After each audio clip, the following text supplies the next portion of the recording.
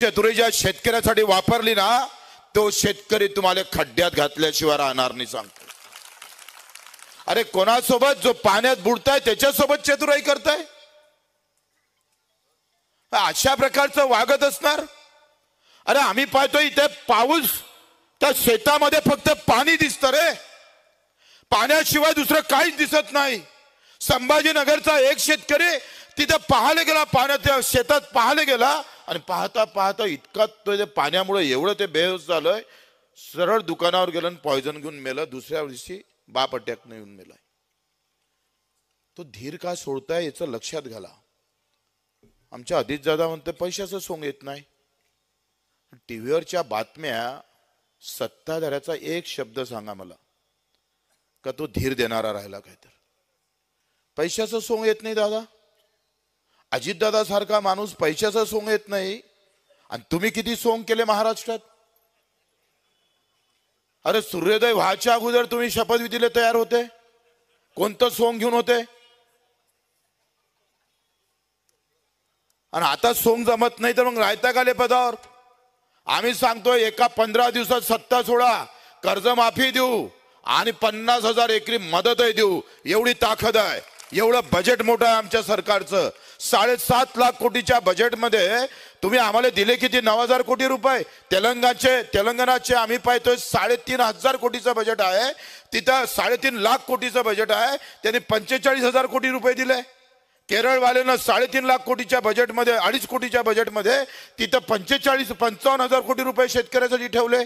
आणि आमच्या सरकारनं फक्त 9,000 कोटी रुपये ठेवले. एवढं कमी. इकडे बजेट आमचं जास्त आणि तरतूद मात्र कमी. त्या पंजाबच्या शेतकऱ्याचं सरकारचं बजेट 2.5 लाख कोटीचं आहे आणि त्यांनी 50,000 रुपये दिले. NDRF शिवाय दुसरी कुठलीही मदत राज्य सरकार देणार नाही. 2019 मध्ये 6,500 रुपये दिले होते कोरडो शेतकऱ्याला, 6,800 रुपये. आताही तेवढीच देताय तुम्ही. काय लॉजिक काय ते सांगा ना तुम्ही. काय तर्क आहे तुम्ही एवढे कमी पैसे देताय. मग सांगितलं पाहिजे समजून का 2019 ची महागाई आताची महागाई सारखी आहे. तेव्हा बियाणं सारखं होतं, खत सारखं होतं, म्हणून आम्ही पैसे तेवढेच देतोय. अरे 2019 मध्ये जर तेवढेच पैसे देत असाल आणि आताही पूरग्रस्ताला तेवढेच पैसे देत असाल तर मग त्याच्यातून अर्थ काय समजायचा. आम्ही किती लबाड बोलायचे.